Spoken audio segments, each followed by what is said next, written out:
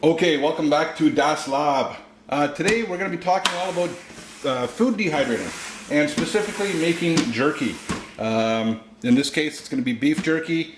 It could be, a variety of other things, but we're using an air dehydrator.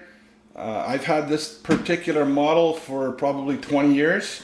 It's clean and it gets a bit messy. It's a bit of a messy process, but we're going to go through there. Works on the principle of hot air coming out of this little area over here with a fan, and then it blows up through all of these concentric trays here. It's got a lid on top of it, and we are going to take our meat, and in this case it is a marinated beef. There's a whole other series on how we got this recipe and how we've been marinating it. The key point is that you want your beef to be, or whatever your meat is, to be thoroughly soaked with the marinade. And now we're going to dehydrate it. This is going to be probably a 8 to 10 hour long process. I keep saying I hear it myself. So I've been mixing this regularly in the marinade. It's been marinating for overnight, basically. And the deal is, what I'm trying to do is just get whatever I put my recipe in is to soak all the way through. Now, you can use almost any thickness of meat within reason. I mean, I wouldn't be putting sirloins or anything on here, but you'll see even my meat is not consistently thick. This is a nice, perfect piece. But just the thicker it is, the less the marinade is going to penetrate, and the longer it's going to take to dehydrate. So you don't need a meat slicer. This is all done with a knife. And what I'm trying to do is just basically distribute the marinated beef. And you can see here again too, there's no particular shape or size that is preferred. Now that's a pretty thick piece. Nothing wrong with that. That's just going to be on the dehydrator a little longer, and maybe the flavor won't penetrate as far. Okay, look at that piece. That's getting pretty close to steak size. Now the interesting thing about this is you'd think that it would be hotter in the center and cooler at the sides. With the design of the fan and the way it comes out, you get better dehydration around the edges. So your thicker pieces of meat you can try to put near the edge. In the manual it said they shouldn't be touching, but watch. They're going to touch and we're going to see what happens. Not the end of the world. There's a thinner piece. It can go more towards the center. It really doesn't matter. You're going to see how we keep an eye on this and distribute the beef around, or whatever your meat is, as the day goes on, as the process continues. And the goal is, because it's a bit of a chore to make this stuff up, is you want to get as much done as possible in a batch, right? So sometimes you find some smaller pieces, and there's nothing wrong with that there. I take that off. So now that's our bottom tray, and I start off with the next one. And sometimes you realize, I have too much. I got to go back and I got to compress that a little bit more and make more space. The goal is to not have anything folded over, right? You wouldn't want a piece like this put on folded like that. You want to make sure that it's unfolded.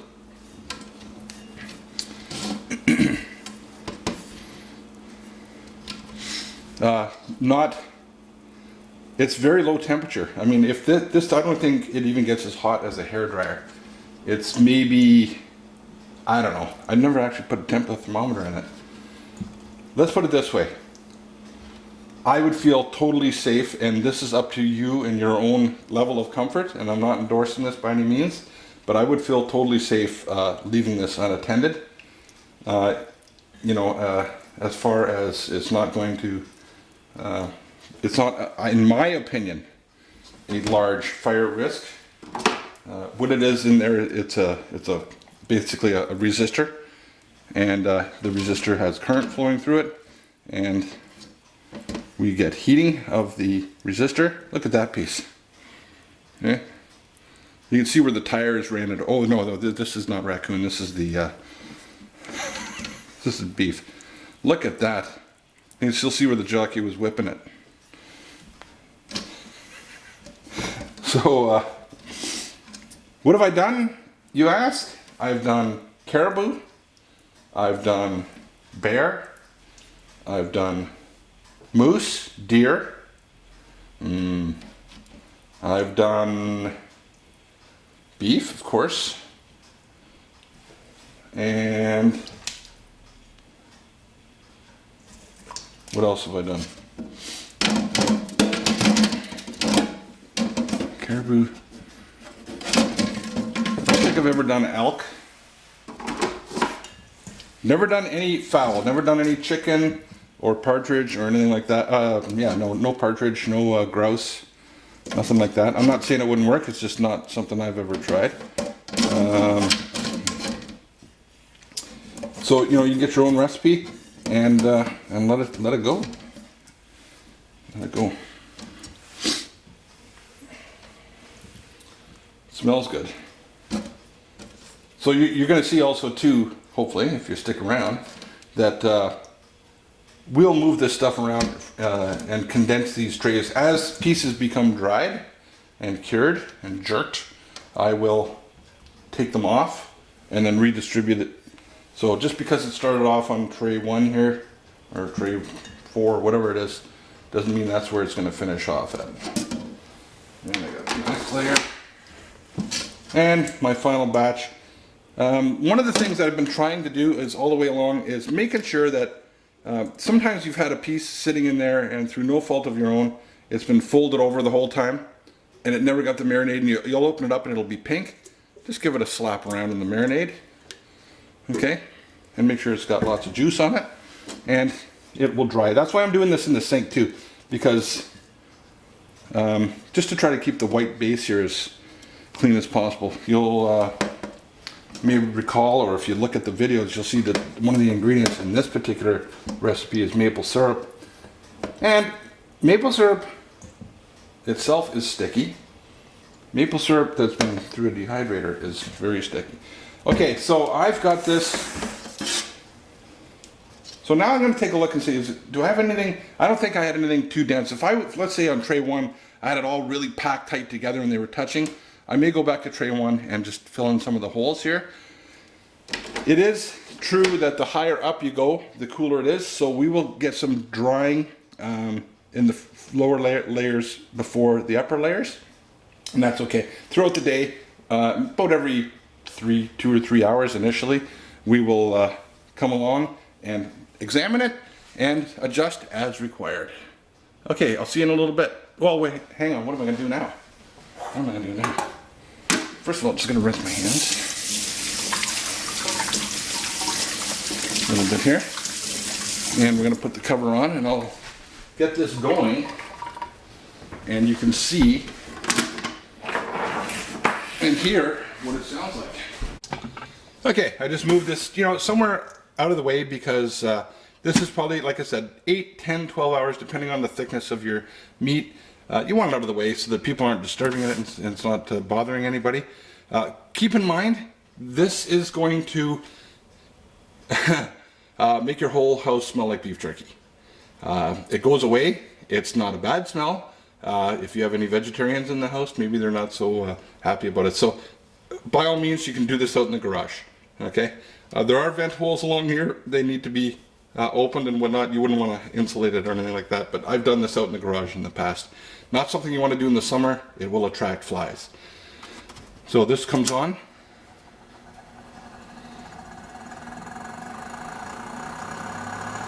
The fan inside of there, it's now curing the meat.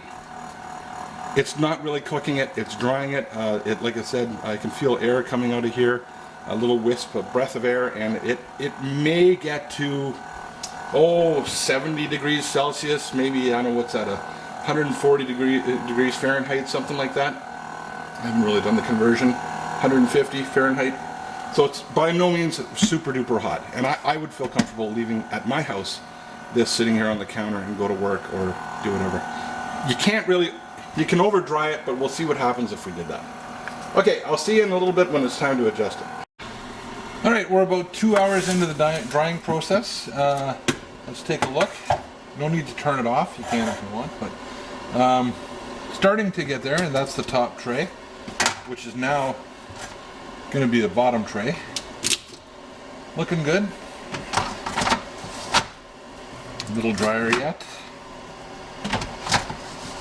And you can see how we're starting to get some of the drying effect again on the outside. And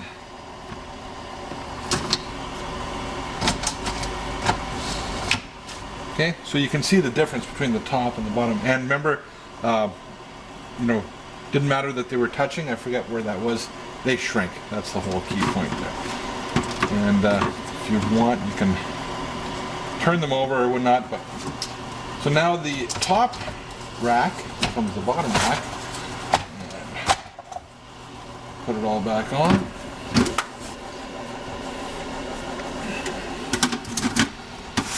And let it sit for some more. I'll see you in another couple hours. Alright, it's a couple hours after that. Let's take a look here. Now, one of the things I am going to do, starting to work, I flip it all over. I flip it all over. It helps loosen it up and maybe distributes it a bit differently.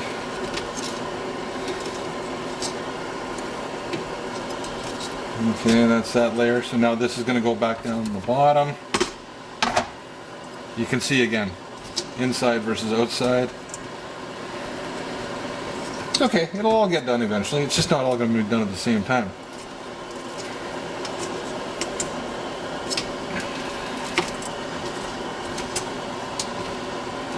You can move it around any way you see fit. This is not a quick process. Deeper we go, there's a big piece, eh?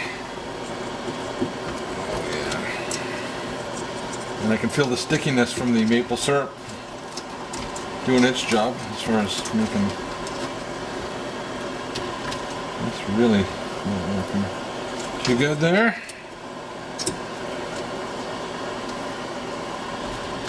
It'll all get done. A little bit more.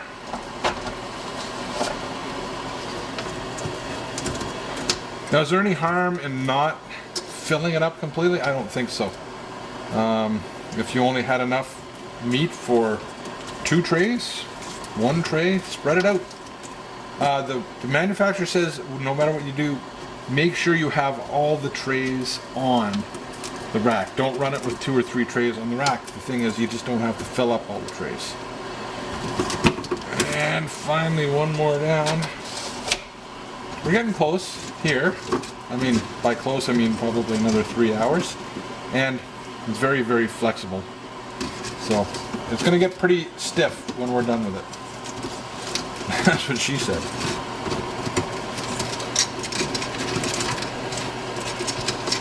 Okay, now it's going back to the top.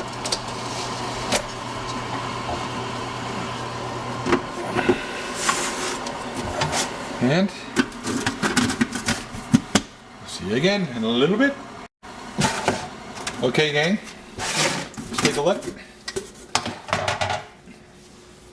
It's now been about 8 hours, and I'm going to go through, and we're getting there. It's a lot lighter. Each piece is a lot lighter. They're starting to crack, but as long as they're still pretty... Wow, that's flexible. Okay. These, a little bit longer. A little bit longer. I mean, of course, you can't feel what I'm feeling. Inner ones, so you can really see how they're shrinking now. Okay, we'll get those a little closer to the bottom. Yeah, they're coming. Flip that over. We're getting there. There's one of those big pieces of the road, the beef. Down we go. So that's pretty well been the middle tray the whole time, right? That one there. And we're getting there. I thought we'd be taking some pieces off, but not quite yet. Not quite yet. Very close. Very close. But you know, this is what's preserving. Now that's getting pretty tough. That's very close. Usually when you open it up, you can feel the squishiness. If it compresses well, it's not quite done yet. There's a thin piece. No, I'm not going to. Okay, that piece is done. It's dry, it's light, it doesn't compress very much. If I was to open it, you see it's all pretty well white on the inside. Okay, it's not brown anymore. And okay, no, I'm good so. So we'll put this one on the top rack. Can't put that in there, but put that in my mouth. And we're gonna keep going. And I'll try to describe what it's like for you, to you when I finally take them off. But I'd say within 2 hours, we're gonna probably pull about 30% of it off. So turn it back on, and we'll see you then.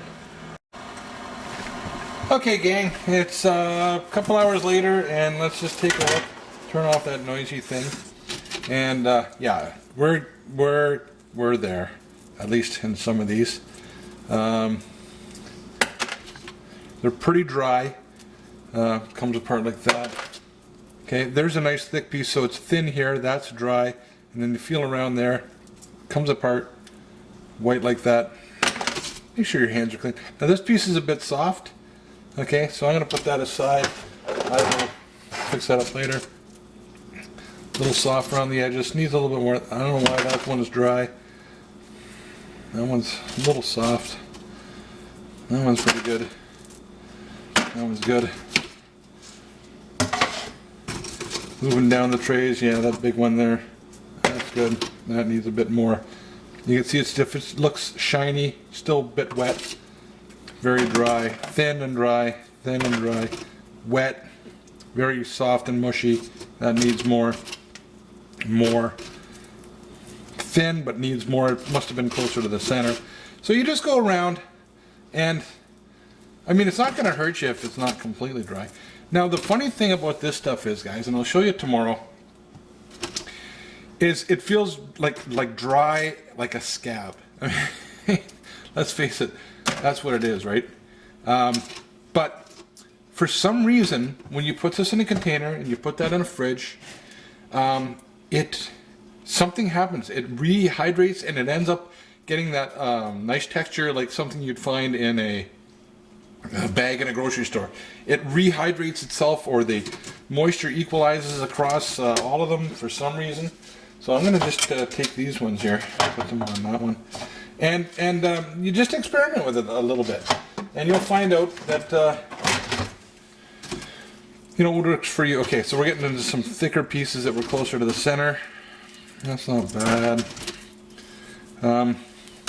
Yeah, needs a little bit more. That's not bad. So it's gonna feel really dry. It's almost like you can't over dry it, because if it feels like, oh, it's too dry, put it in the bag, put it in a container, put it in the fridge overnight, and you'll be amazed as how the texture changes. So I will definitely show you that tomorrow. Okay, we're there. We're close. We're close. That piece, you can tell just by looking at it. It's very soft, and that's gonna need some more time. Those guys. Okay. You're better to over dry it than under dry it. People ask, you know, how long you're curing it, right? Like, this is an old way of curing meats and whatnot. How long does it last? I don't know. It doesn't stick around long enough to find out. This batch will be gone. Today is Wednesday. It'll be gone by Sunday. So if I had raw meat in the fridge till Sunday, it would not go bad. I honest to God, I don't think I've ever had a piece of beef jerky after I've made it stick around for more than a week. It'd be good to experiment. Maybe I should take a piece and just put it on the windowsill or put it in the fridge and wrap it up and see how long it would last for. But I really don't know. So it's a way of preserving. I think our forefathers, when they first came into the land, or cavemen or whatever, have been doing this for years.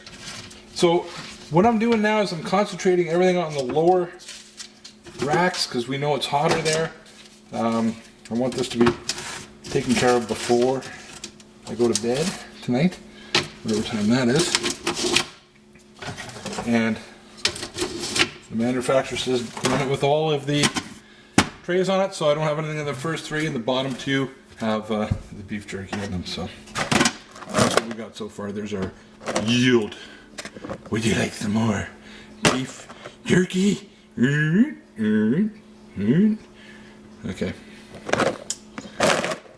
Would you like to taste it? You know what? Look at that. I just looked at that piece right there. That's not cooked. It's going back in. Put that right there.